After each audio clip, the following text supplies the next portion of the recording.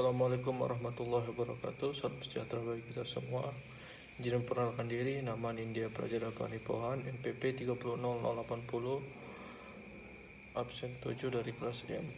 Di sini saya akan menjelaskan tentang UU nomor 5 tahun 2014 tentang ASN. UU nomor 5 tahun 2014 berisikan 15 bab dengan 141 pasal yang disahkan tanggal 15 Januari 2014 di Jakarta oleh Presiden Republik Indonesia ke-6 Bapak Haji Susilo Bambang Yudhoyono, yang dimana bab 1 menjelaskan tentang ketentuan umum, bab 2 asas, prinsip, nilai dasar serta kode etik dan kode perilaku, yang ketiga jenis status kedudukan, yang keempat fungsi tugas dan peran, yang kelima jabatan ASN, bab ke-6 hak dan kewajiban, bab ke-7 kelembagaan, bab ke-8 manajemen ASN, bab ke-9 pengisian jabatan pimpinan tinggi, bab ke-10 pegawai ASN yang menjadi pejabat negara, bab ke-11 organisasi, bab 12 sistem informasi ASN, bab 13 penyelesaian sengketa, bab 14 ketentuan peralihan, bab 15 ketentuan penentu. Di sini kita akan membahas dari bab 1, ketentuan umum. Aparatur sipil negara yang disingkat ASN adalah profesi bagi pegawai negeri sipil dan pegawai pemerintah dengan perjanjian kerja yang bekerja pada instansi pemerintah. Pegawai aparatur sipil negara yang selanjutnya disebut sebagai pegawai ASN adalah pegawai negeri sipil dan pegawai pemerintah dengan perjanjian kerja yang diangkat oleh pejabat pembina kepegawaian dan diserahi tugas dalam suatu jabatan pemerintah atau diserahi tugas negara lain yang dibeja berdasarkan perundang-undangan. Pegawai negeri sipil yang disebut ASN, PNS adalah warga negara Indonesia yang memenuhi syarat ketentuan tertentu diangkat sebagai pegawai ASN secara tetap oleh pejabat pembina kepegawaian untuk menduduki jabatan pemerintahan. Pegawai pemerintah dengan perjanjian kerja atau yang disebut dengan PPK adalah warga negara Indonesia memenuhi syarat tertentu yang diangkat berdasarkan perjanjian kerja untuk jangka waktu tertentu dalam rangka melaksanakan tugas pemerintahan. Manajemen ASN dan pengelolaan ASN untuk menghasilkan pegawai ASN yang berprofesional, memiliki nilai dasar, etika profesi, dari intervensi politik, bersih dari praktik korupsi, kolusi, dan nepotisme atau KKN. Sistem informasi ASN adalah rangka informasi dan data mengenai pegawai ASN yang disusun secara sistematis, menyeluruh dan terintegrasi secara dengan berbasis teknologi. Kita masuk ke bab 2. Di sini bab 2 menjelaskan asas, prinsip, nilai dasar serta kode etik dan kode perilaku. Penyelenggara kebijakan manajemen ASN berdasarkan pada asas kepastian hukum, profesionalisme, proporsionalisme, keterpaduan, delegasi, netralitas, akuntabilitas, efektif dan efisien, keterbukaan, non-diskriminatif, keadilan dan kesetaraan, dan kesejahteraan. Baru ASN sebagai profesi berdasarkan pada prinsip sebagai berikut. Yang pertama, nilai dasar, kode etik dan kode perilaku, komitmen, integrasi, moral dan tanggung jawab pada pelayanan publik, kompetensi yang diperlukan sesuai dengan bidang tugas, kualifikasi akademik, jaminan perlindungan, hukum dan melaksanakan tugas, dan profesional jabatan. Nilai dasar sebagaimana dimaksud adalah memegang teguh ideologi Pancasila, setia dan mempertahankan Undang-Undang Dasar Negara Republik Indonesia tahun 1945 serta pemerintah yang sah, mengabdi kepada negara dan rakyat Indonesia, menjalankan tugas secara profesional dan tidak berpihak, membuat keputusan berdasarkan prinsip keahlian, menciptakan lingkungan kerja yang non-diskriminatif, memelihara dan menunjung tinggi standar etika yang luhur. Kode etik dan kode perilaku sebagai dimaksud bertujuan untuk menjaga martabat dan kehormatan ASN. Kode etik dan kode perilaku sebagaimana dimaksud berisikan pengaturan perilaku agar pegawai ASN A. Melaksanakan tugasnya dengan jujur, bertanggung jawab, berintegritas tinggi, melaksanakan tugasnya dengan cermat, tugas cermat dan disiplin, melayani dengan sikap hormat, sopan dan tanpa tekanan, melaksanakan tugas sesuai dengan ketentuan peraturan perundang-undangan. Bab ketiga itu jenis, status, dan kependudukan. Jenis, status, dan kedudukan. Pegawai ASN terdiri atas PNS dan P3K. PNS merupakan pegawai ASN yang diangkat sebagai pegawai tetap oleh pejabat pembina kepegawaian dan memiliki nomor induk pegawai secara nasional. P3K sebagaimana dimaksud merupakan pegawai ASN yang dianggap sebagai pegawai dengan perjanjian kerja oleh pejabat pembina kepegawaian sesuai dengan kebutuhan instansi pemerintah dan ketentuan undang-undang. Pegawai ASN berkedudukan sebagai unsur aparatur negara. Pegawai ASN melaksanakan kebijakan yang ditetapkan oleh pemerintah instansi pemerintah. Pegawai ASN harus bebas dari pengaruh dan intervensi semua golongan dari partai politik. Bab keempat, fungsi, tugas, dan peran. Pegawai ASN berfungsi sebagai pelaksana kebijakan publik, pelayan publik, perekat dan pemersatu bangsa. Pegawai ASN bertugas melaksanakan kebijakan publik yang dibuat oleh pejabat pembina kepegawaian sesuai dengan ketentuan perundang-undangan, memberikan pelayanan publik yang profesional dan berkualitas, mempererat persatuan dan kesatuan negara kesatuan Republik Indonesia. Kita masuk bab 5 yaitu jabatan ASN. Jabatan ASN terdiri jabatan administrasi, jabatan fungsional, dan jabatan pimpinan tinggi. Jabatan administrasi terdiri jabatan administrator, pengawas, dan pelaksana. Jabatan fungsional terdiri dari ahli utama, ahli madya, ahli muda, dan ahli pertama. Itu untuk jabatan fungsional keahlian. Jabatan fungsional keterampilan ada penyelia, mahir, terampil, dan pemula. Jabatan pimpinan tinggi terdiri dari jabatan pimpinan tinggi utama, jabatan pimpinan tinggi madya, dan jabatan pimpinan tinggi pratama. Bab 6, hak dan kewajiban. PNS berhak memperoleh gaji, tunjangan, fasilitas, cuti, jaminan pensiun dan jaminan hari tua, perlindungan, pengembangan kompetensi.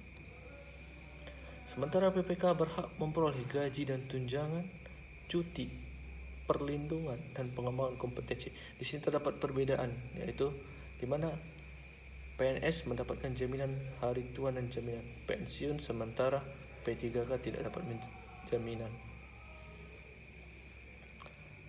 Ada kewajiban pegawai ASN. Pertama, setia taat kepada Pancasila, Undang-Undang RI, Undang-Undang Dasar Negara Republik Indonesia tahun 1945, dan pemerintah yang sah. Menjaga persatuan dan kesatuan bangsa, menaati ketentuan perundang-undangan, melaksanakan tugas kedinasan dengan penuh pengabdian, kejujuran, kesadaran tanggung jawab, menunjukkan integritas dan teladan dalam sikap, perilaku, ucapan, tindakannya setiap orang, baik di dalam maupun di luar kedinasan. Kita masuk ke bab 7, kelembagaan. Presiden selaku pemegang kekuasaan pemerintahan merupakan pemegang kekuasaan tertinggi dalam kebijakan pembinaan profesional dan manajemen ASN. Untuk menyelenggarakan sebagaimana dimaksud, Presiden mendelegasikan sebagaimana keputusannya kepada kementerian yang menyelenggarakan urusan pemerintahan di bidang pendayagunaan aparatur negara yang berkaitan dengan kewenangan perumusan dan penetapan kebijakan serta penguasaan atas pelaksanaan kebijakan ASN. Yang kedua, KASN berkaitan dengan kewenangan monitoring dan evaluasi pelaksanaan kebijakan untuk menjamin wujudnya sistem merit serta pengawasan terhadap penerapan serta kode etik dan kode perilaku ASN. LAN berkaitan dengan kewenangan penelitian, pengkajian kebijakan manajemen ASN, pembinaan dan penyelenggaraan pendidikan pelatihan ASN. BKN berkaitan dengan kewenangan penyelenggaraan manajemen ASN, pengawasan dan pengadilan pelaksanaan norma, standar, prosedur dan kriteria atau NSPK manajemen ASN. Menteri berwenang menetapkan kebijakan di bidang perdagangan pegawai ASN. KASN merupakan lembaga non-struktural yang mandiri dan bebas dari intervensi politik dan menciptakan pegawai ASN profesional dan berkinerja, memberikan pelayanan secara adil dan netral, serta menjadi perekat pemersatu bangsa. KASN bertujuan untuk menjamin turunnya sistem merit dalam kebijakan manajemen ASN, mewujudkan ASN profesionalitas, berkinerja tinggi, sejahtera, dan fungsi sebagai pejabat negara Kesatuan Republik Indonesia, mendukung penyelenggaraan pemerintah negara yang efektif, efisien, dan terbuka, serta bebas dari praktik korupsi, kolusi, dan nepotisme, dan mewujudkan ASN dinamis dan berdaya mencapai kinerja. KASN berkedudukan di Pondok Negara.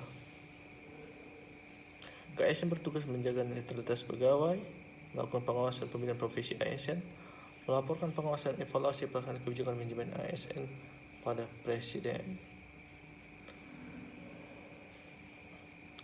KASN terdiri atas 1 ketua merangkap anggota, wakil ketua merangkap anggota, dan 5 orang anggota.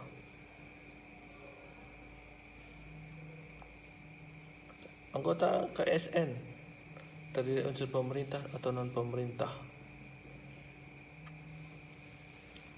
Baru kita lanjut ke LAN. LAN berfungsi mengembangkan kualitas pendidikan dan pelatihan pegawai ASN, pembinaan pendidikan, pelatihan kompetensi manajerial pegawai ASN,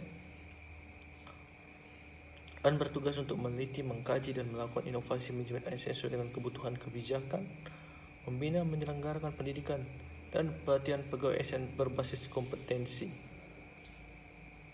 Baru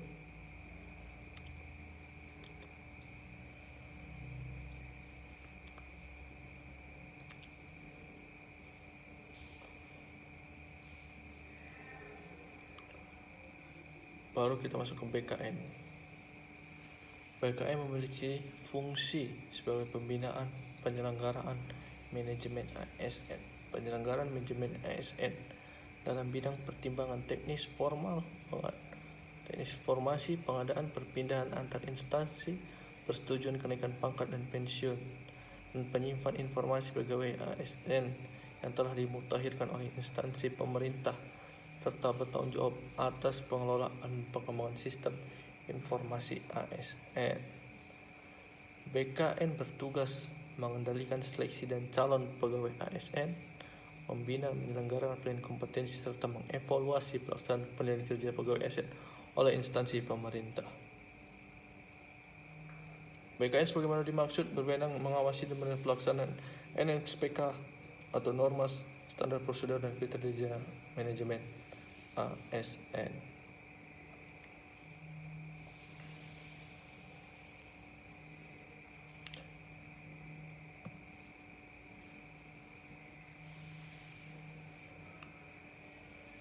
Manajemen, kita masuk ke bab 8, yaitu manajemen ASN.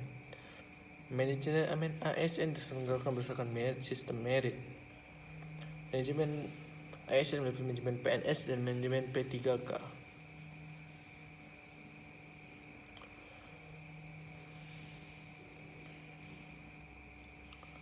Manajemen PNS meliputi penyusunan dan penetapan kebutuhan, pengadaan pangkat dan jabatan, pengembangan karir, pola karir, promosi, mutasi, penilaian kinerja, pengkajian dan tunjangan, penghargaan, disiplin, pemberhentian, jaminan pensiun dan jaminan hari tua, dan perlindungan. Manajemen PNS dilaksanakan pada instansi pusat oleh pemerintah pusat sesuai dengan ketentuan peraturan perundang-undangan. Manajemen PNS pada instansi daerah dilaksanakan oleh pemerintah daerah sesuai dengan ketentuan peraturan perundang-undangan daerah. Kemudian kita masuk ke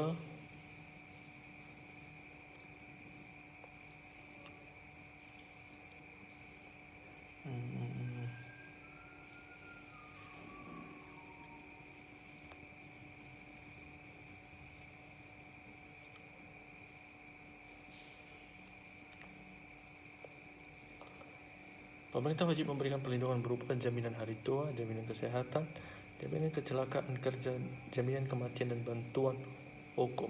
Kita masuk ke bab 9, yaitu pengisian jabatan pimpinan tinggi. Pengisian JPT utama media pada kementerian, sekretariat lembaga negara, lembaga dan struktur instansi daerah dilakukan secara terbuka, kompetitif di kalangan PNS dengan memperhatikan syarat kompetensi, kualifikasi, kepangkatan, pendidikan dan latihan. Rekam jejak jabatan, integritas serta persyaratan lain yang dibutuhkan sesuai dengan ketentuan peraturan perundang-undang. Pengisian JPT utama PADIA sebagaimana dilakukan pada tingkat nasional. JPT tinggi pertama dilakukan pada secara terbuka, kompetisi di kalangan PNS yang berkaitan secara kompetensi, kepangkatan, pendidikan, kepelatihan, rekam jejak jabatan, integritas serta persyaratan jabatan lain sesuai dengan ketentuan peraturan perundang-undangan.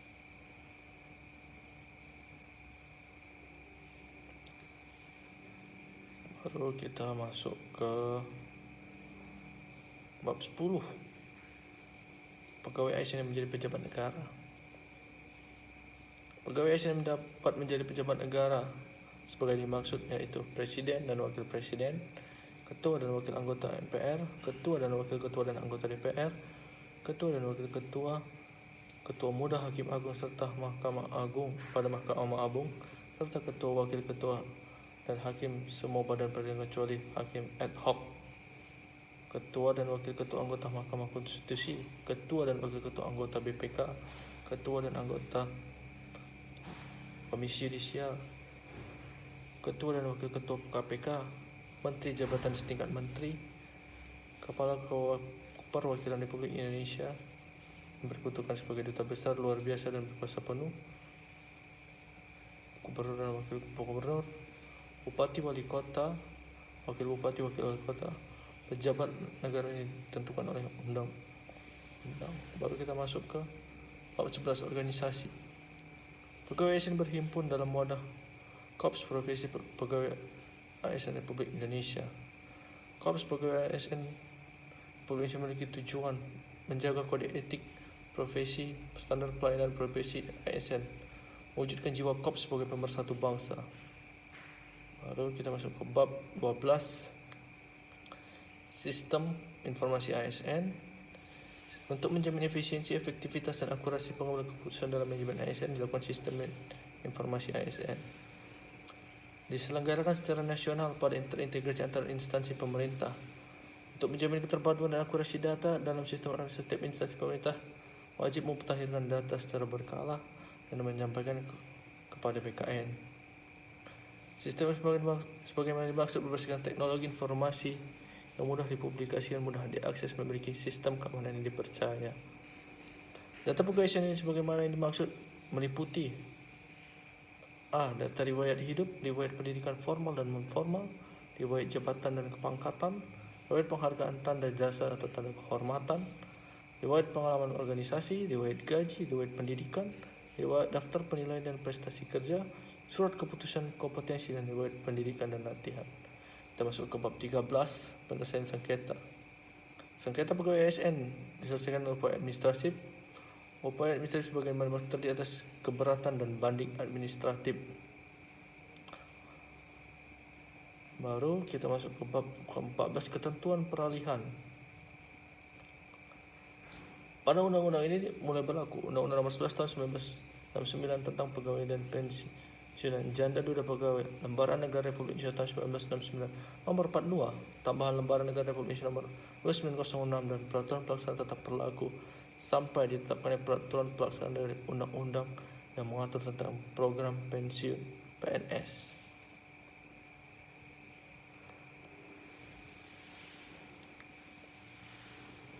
Baru kita masuk ke bab 15, ketentuan penutup. Kebijakan manajemen ASN yang diatur dalam undang-undang dilaksanakan dengan memperhatikan kekhususan daerah tertentu dan warga negara dengan kebutuhan khusus. Sistem informasi sebagai maksud dilaksanakan secara nasional. Peraturan pelaksanaan undang-undang ini harus diterapkan paling lama 2 tahun terhitung sejak undang-undang ini diundangkan. Pada saat undang-undang ini mulai diberlakukan, PNS pusat dan daerah disebut dengan pegawai ASN. KSN paling lama dibentuk 6 bulan sejak undang-undang ini ditetapkan. Undang-undang ini mulai dilakukan pada tanggal diundangkan agar setiap orang mengetahuinya dan mempertimbangkan penggunaan ini dengan penempatan dalam negara Republik Indonesia. Undang-undang ini disahkan oleh Presiden Republik Indonesia Dr. Haji Susilo Bambang Yudhoyono pada tanggal 15 Januari 2014 dan diundangkan di Jakarta pada tanggal 15 Januari 2014 oleh Menteri Hukum dan Hak Asasi Manusia Republik Indonesia tertanda tangan Amir Syamsuddin. Demikianlah deskripsi saya tentang UU nomor 5 tahun 2014 tentang aparatur sipil negara. Billahi taufiq wal hidayah. Wassalamualaikum warahmatullahi wabarakatuh. Oras.